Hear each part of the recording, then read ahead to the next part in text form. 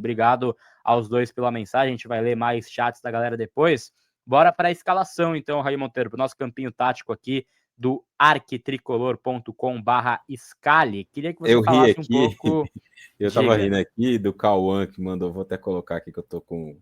Que ele falou que eu tava igual o Hudson, é que o Hudson falou que a quarta é diferente, né? Aí o repórter fala pra ele, não, é quinta, não sei o que. Não importa. É tipo isso. Exatamente, né? A gente tá ansioso pro jogo. Parece que amanhã, né? Podia ser hoje o jogo, já tirava isso da frente. Mas Não, enfim. precisa de tempo para Não, treinar, para não, recuperar os não, enfim, jogadores. sim, mas assim, poderia passar Sim, rápido, eu né? Poderia entendo, né? acordar na quinta-feira Do ponto de já vista para da esse jogo. ansiedade, podia ser logo, sim. Exatamente. Então, o time, em dúvida aqui no gol, Rafael. E aí te pergunto, qual seria a sua zaga para essa partida, Raí? A mesma daí, da Ferrarese, Arboleda e Alan Franco. Você ainda manteria a zaga? Sim. Boa, Manteria. perfeito. Ferrarese aqui, No então. jogo que você vai se lançar, você precisa de velocidade para defender um momento ou outro que a LDU foi escapar. E esses três são os zagueiros mais rápidos que o São Paulo tem hoje. O Que é Tolai algo, não tem mas velocidade. algo que a gente falava, né, Raí? Até para assim, te perguntar. Assim, muita gente falou do posicionamento do Alan, que é o convencional, mas que para o jogo de ida, para muita gente, ele ficou isolado da marcação com Arboleda e Ferrez assim, batendo cabeça. Você mudaria algo no posicionamento ou segue com o Arbo centralizado e com o Alan pela esquerda? Eu não acho que eles bateram cabeça, não, Gabi. O que aconteceu, eu até fiz um vídeo lá num outro centro de custo que eu trabalho, analisando o jogo e o gol inaugural especificamente. Eu vou tentar explicar rápido e de uma forma que fique fácil de compreender.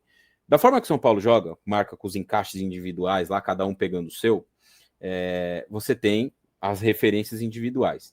Quando o adversário vem para o jogo com mais mobilidade em alguns momentos, esses desencaixes eles podem acontecer por vários motivos.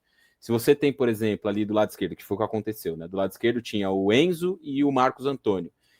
Então, eles estão programados para marcar o Enzo, um dos meio-campistas, o ala oposto, o Enzo, e o Marcos Antônio, o meia oposto. Se você coloca um jogador a mais, já causa um desequilíbrio, porque você tem 3 contra 2. Alguém vai ter que sair do seu lugar para ir marcar aquele jogador que encostou por ali, que foi o que aconteceu em um pedaço do lance do primeiro gol. Um outro aspecto no lance do primeiro gol foi a falta de pressão contra os zagueiros adversários. O Rigoni, por exemplo, no lance do primeiro gol, ele fica contemplando assim o jogo, sabe? O Luciano até volta para fechar ali o lado direito, mas o Rigoni não, ele fica ali e tal. E quem dá o lançamento é o zagueiro que dá o lançamento para o lance do gol, né? O gol sai do ala, do lado esquerdo, e quem dá o lançamento é o zagueiro. Um outro aspecto que aconteceu, e foi o que gerou o espaço onde o lateral infiltrou. Tem ali um vacilo do Cedric? Tem, mas tem um outro aspecto. A LDU naturalmente joga com 2 atacantes. Acho que é Medina um e o outro é o Alzugaray. Ele joga com 2 atacantes e 3 no meio campo. O Vidjamil, o Grueso e um outro que eu não me lembro o nome agora. No lance do gol, o Vidjamil passa da linha do meio e aí eles enfiam 3 caras dentro da área. 3 referências. E aí o São Paulo tem 3 zagueiros, então ele tem que encaixar 3-3. Isso quebra a sobra. Porque quando você tem 2, sobra 1. Se o Alan Franco sai para marcar 1, você tem a Arboleda e o Ferrarese. O Arboleda pode sair, o Ferrarese vai sobrar. No lance do gol especificamente, não. Você tem 3 contra 3, então o Ferrarese ele tem que sair da posição dele de sobra, porque a jogada é lá do outro lado, então ele sobra aqui do lado direito. Ele tem que sair da posição dele de sobra, e aí isso gera um contra 1. E aí, claro, se soma esse aspecto, o vacilo ali do Cedric, né? Que ficou dando uma panguada ali e o cara acelerou, infiltrou e marcou o gol. Então, eu acho que o lance do primeiro gol ele tem vários desencaixes e ele tem muito mérito do adversário também, embora tenha tido erros defensivos do São Paulo. No restante do jogo, eu não vi assim, vacilo, desarranjo, desacerto. Depois você tem erros individuais, o que não é coisa de posicionamento. O lance do segundo gol é um passe errado do Ferrarese que gera o gol. Ele tem o Pablo Maia numa direção, ele tem o Pablo Maia aqui nessa direção, ele toca a bola para cá. Aí o Pablo Maia precisa ajeitar o corpo, a hora que ele vai se ajeitar, ele já não tem mais como voltar. Aí ele perde o duelo, o Arboleda tá desequilibrado, perde também o duelo e aí sai a finalização. Ali é um lance que sai por conta de um erro de passe. Então eu não acho que tenha tido problema de posicionamento, minha visão sobre o jogo. Então eu não trocaria os 3. nesse jogo especificamente, eu manteria eles. Acho que os três também reúnem essa característica da velocidade, que é importante para esse jogo. Você vai jogar todo lá em cima. Se você tomar um contra-ataque, você precisa de zagueiro rápido. O Arboleda é um zagueiro rápido. Ele errou no primeiro jogo, mas ele é um zagueiro rápido. O Ferrarese é um zagueiro que tem velocidade também. E o Alan Franco é o melhor dos três já há bastante tempo. Então eu não trocaria nenhum deles, nem pelo Sabino, que acho um zagueiro. Eu acho um zagueiro bastante limitado, e nem pelo Tolói, que para mim está muito pesado ainda. Pode ser que ele recupere, recondicione fisicamente. O que eu tenho um pouco de dúvida, porque ele já estava muito pesado na última temporada dele na Atalanta.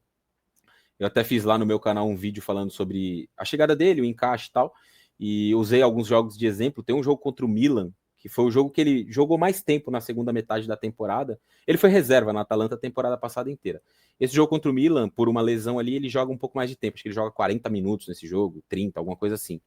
E, cara, foi um jogo que ele não achou nenhum jogador de ataque do Milan em nenhum momento do jogo. Ele não achou o Rafael Leão, não achou o Pulisic, não achou nada. Assim, um terror. E a Atalanta até ganhou esse jogo por 1-0. Mas ali eu até compreendo que tinha um contexto do cara estar sem ritmo de jogo, que é algo que se aplica para o momento, né? Ele fez 2 jogos desde que ele voltou ao São Paulo, então eu não arriscaria ele nesse jogo, não. Eu deixaria ele. Eu iria aprimorando para quem sabe no mata-mata seguinte, se o São Paulo passar e for o Palmeiras ou for o River, aí beleza, você tem um cara mais condicionado, com mais ritmo, aí pode ser que ele esteja mais encaixado, né, ao time e possa ser o titular. Então eu não faria mudanças na zaga para esse jogo, principalmente para contar com o elemento da velocidade, que eu acho que nos poucos momentos em que o São Paulo for atacado, esses jogadores vão ser muito importantes nesse sentido especificamente. Bom, vou chamar o like dos amigos que acompanham aqui o Arquibancada, 1.400 pessoas conosco, 400 Show likes de bola. apenas. Deixe aí o seu like e se inscreva também no Arquibancada. Eu vou discordar de um ponto, e tem até uma enquete para a galera assim, dar o seu voto, tá? Eu acho que tem uma alteração que é quase que essencial para mim para esse jogo, que é colocar o Sabino no lugar do Arboleda. Para mim é o que eu faria de cara, assim, porque eu acho que ele ajuda na construção do jogo também. Ele tem bola aérea, assim como o Arboleda faz os seus gols, ele também. Ele fez um gol contra o Tajeres, né, Raí? Acho que foi o jogo contra o, enfim, clube argentino em casa, né, que ele faz Foi um o gol de primeiro cabeça, gol. mas acho Primeiro que gol. ele construindo o jogo, para mim, é muito importante para esse jogo, né, para essa circunstância da partida. E aí entra o ponto de discussão, né? Ferrarese ou Rafael Tolói. Eu falei na última live e falo de novo, eu iria com o Rafael Tolói, mas entendo que ele tá, de fato, precisando condicionar um pouco mais fisicamente. Mas assim, por que eu iria de Rafael Tolói? Porque eu acho que o Ferrarese, em jogos desse tamanho, e aí eu venho falando isso já há um tempo, e eu sei que ele tem jogos que ele vai, assim muito bem, né? Ele consegue ajudar muito o time. Mas eu pego aqui o histórico recente. Náutico nos aflitos, jogo controlado, expulsão para os caras, a gente bem no jogo. Ele vai dar um carrinho bobo, cartão vermelho, fica de fora e quase atrapalha a vaga do São Paulo, mas é que o Náutico realmente assim não tinha time para buscar aquele placar. Mas em um jogo maior isso pode custar caro. E foi o jogo contra o Atlético Nacional, que não assim custou caro por uma outra circunstância também. Porque ele fez 2 pênaltis em um mesmo jogo de oitavas assim, da Copa Libertadores fora de casa. Então, para mim, é grave, né? Isso passou batido porque a gente classificou, mas não dá para normalizar o cara fazer 2 pênaltis da forma que ele fez. E o jogo contra a LDU, ele está banado, errando passe e tudo mais. Eu acho que em certos jogos você tem que tomar certas escolhas. E eu acho que com o que vem apresentando o Ferrarese nos últimos jogos de mata-mata, e aí não vou nem colocar na súmula aqui os jogos pela Venezuela que ele teve, de jogos importantes, né, pela Copa, pela eliminatória da Copa, né, jogo contra a Argentina dele foi péssimo, o jogo também contra a Colômbia foi péssimo também. Eu acho que eu faria essa mudança de colocar o Tolói, mas entendo que não é que ele vai comprometer o jogo, mas eu faria essa mudança, então, né, de colocar enfim, Tolói pela direita, mas um ponto que eu acho essencial cara, colocar o Sabino pela construção. Você acha que ele agrega menos do que o Arboleda para esse jogo, Raí? Tá fechado aqui. Sim, acho que sim. Eu acho que dos zagueiros que o São Paulo tem à disposição, ele é o que tem mais limitações no meu ponto de vista. E também é um dos que tem assim, piores números dos defensores, né? Se a gente for olhar, eu peguei até aqui uma métrica de números dentro do Campeonato Brasileiro. De números no Brasileirão, dos 4 zagueiros que mais jogam, ele é o zagueiro com a porcentagem com maior erro na porcentagem de passes. O Arboleda tem uma porcentagem melhor, o Alan Franco tem uma porcentagem melhor, o Ferrarese tem uma porcentagem melhor e o Tolói tem uma porcentagem melhor. Jogou menos partidas, então nem estou levando em consideração. Se a gente for olhar bolas longas, lançamentos, ele tem uma porcentagem pior em lançamentos que o Juan Tressoldi, que jogou poucas partidas também no Campeonato Brasileiro. Deixa eu ver se eu acho que 5 jogos no Campeonato Brasileiro. Então também não vamos considerar. Mas ele tem uma porcentagem de lançamentos pior que o Alan Franco, pior que o Ferrarese, pior que o Arboleda. No número total de passes também, ele está muito próximo do Arboleda. Ele jogou muito mais jogos do que o Arboleda. Sem contar aspectos defensivos de fato, né? Roubadas de bola, enfim. Nos números, que não explicam tudo, mas acho que ajudam a gente a ter uma base, ele perde em tudo, para todos os outros zagueiros. Mas é um pouco do estilo dele também, talvez, né, Raí? Até para te fazer também esse corte, ele joga mais para frente do que os outros zagueiros, né? O Arboleda não é um cara que dá um passe pro ataque durante o jogo, boa parte da partida, né? Enfim, Sabino tem um pouco dessa característica, ele joga de cabeça erguida e assim, tentando o passe frontal. Acho que isso pesa no número, né? Beleza, mas aí a gente pode comparar com o Alan Franco, por exemplo, que joga do lado que ele tá jogando, vai, e tem a mesma característica. O Alan Franco também é um cara que sai pro jogo, que dá passe e tal. E ele tem números muito superiores aos do Sabino. Assim, a diferença de passes, por exemplo, é quase 300 no Campeonato Brasileiro. A diferença no lançamento, né, na porcentagem de acerto de lançamentos também é bem maior percentualmente. Enfim, particularmente, minha opinião, eu não gosto dele como zagueiro, não acho ele um bom zagueiro, sendo muito sincero, assim. Não seria jamais meu titular num jogo como esse. Eu acho que é um zagueiro que erra muito, mal posicionado muitas vezes. Muitas vezes a gente fica com a sensação, por ele ser canhoto, que ele tem uma boa construção de jogo. Isso muitas vezes não se aplica. Eu não usaria o Sabino nesse jogo, não usaria mesmo. Eu manteria essa estrutura aí com o Arboleda jogando na sobra. Por ser um zagueiro de velocidade, eu acho que isso pode ser muito importante num jogo como esse, em que você pode sofrer contra-ataques e tal. Então, um zagueiro como o Arboleda, eu acho que pode ser interessante para essa retomada. Ele é o zagueiro mais rápido de todos esses. Concordo com você em relação ao Ferrarese, dele ter voltado muito instável aí da data FIFA, né? Acho que até a eliminação da Venezuela, ou a não qualificação, como foi nos playoffs, eu acho que isso contribuiu demais para essa queda mental dele, né? Sentiu muito ali, porque era um passo muito próximo de acontecer, e a Venezuela deu uma vacilada muito grande e ficou fora.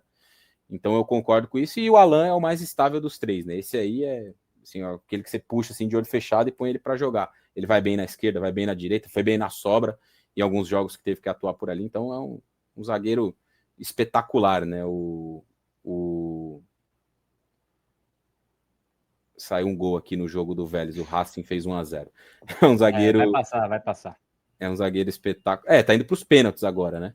Com esse resultado. O Vélez fez 1x0, achei que era o Racing. Fez 1 a 0. Que loucura. Não, o Vélez fez 1-0. Caramba, Vamos tinha. ver. A bola não entrou, não. Vai anular o gol. A bola não entrou. O juizão deu. VAR, Monteiro. Aqueles gols, sabe, de bola em cima. O goleiro espalmou, aí a bola espirrou pra linha, o goleiro foi lá e puxou. A bola não entrou toda. Ficou um pedação ali na linha e o juizão, apito afobado, apitou o gol, a bola não entrou. Dá pra ver claramente na imagem que a bola não entrou. Mas enfim, voltando aqui à nossa discussão, eu iria com esse trio de zaga. Acho que se o São Paulo avançar para uma semifinal, eu acho que o Tolói pode ser preparado para entrar aí nesse sistema defensivo, talvez na vaga do Ferrarese. Nas outras duas peças, eu não mexeria, sendo muito sincero.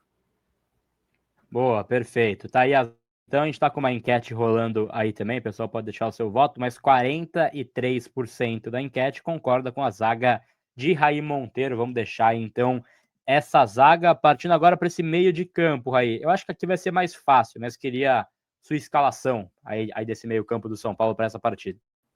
Marcos e Bobadilha, né? Aí não pode ser outra opção. Se alguém pensar diferente, desculpa, sua opção está anulada. A dupla de volantes não pode ser outra. Centralizado o Rodriguinho. Foi anulado aqui o gol do Vélez, né? Juizão, apito nervoso, hein? Que loucura. É uma loucura, né? Mas enfim, tá aí esse meio. Então, para mim também não tenho dúvida nenhuma que vai ser, então, esse meio-campo. As alas, aí sim a gente fica mais de olho, né? Quem jogaria na ala direita e quem jogaria na ala esquerda para você, Raí? Mailton na direita, eu faria essa aposta. E o Enzo na esquerda. Para mim, o Enzo é um jogador que faz uma temporada muito melhor do que a do Wendel. Eu tava com domingo aqui, né, na noite com o Léo e com o Matheus. E o Matheus falou uma coisa engraçada, né, que é meio verdade. Todo lance do Wendel parece que ele vai se machucar, né? Porque ele parece que ele corre meio errado, ele vai meio errado pros lances. Não sei se tem um resquício aí de insegurança por ele ter tido 2 lesões musculares, mas eu não usaria o Wendel nesse jogo, não. Iria de Enzo. O Enzo, para mim, é um lateral que é cumpridor. Ele não é um lateral espetacular. Ele defende melhor do que ataca, é verdade. Isso até é uma coisa meio controversa em um jogo que você precisa atacar mais. Mas eu acho que ele não vai mal no ataque. Ele não é um Roberto Carlos quando tá atacando. Mas ele não é um cara que compromete. Ele faz bons cruzamentos, ele chega ali no fundo. E eu acho que ele tem uma entrega que nesse tipo de jogo ela não pode ser desconsiderada. A entrega dele é uma parada assim, diferente e importante. Então eu não abriria a mão de ter o Enzo. Sinceramente, eu acho que vai jogar o Cedric, tá? Eu acho que o Crespo não vai mexer, não. Eu acho que vai jogar o Cedric. Mas eu escalaria o Mailton, eu daria uma oportunidade para ter um lateral mais agressivo ali pelo lado direito, para você ter quase um ponta por ali. E aí, lá na frente, quando eu for justificar a minha dupla do Luciano, eu vou voltar a esse tema de ter um lateral direito mais agudo.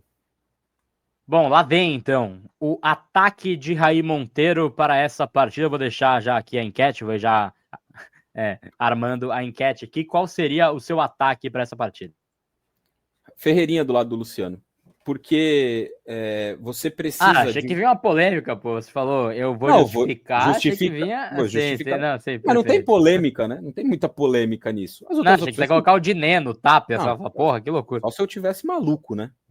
Colocar Diné no Tapia, Rigoni. Não cheguei nesse nível de loucura ainda.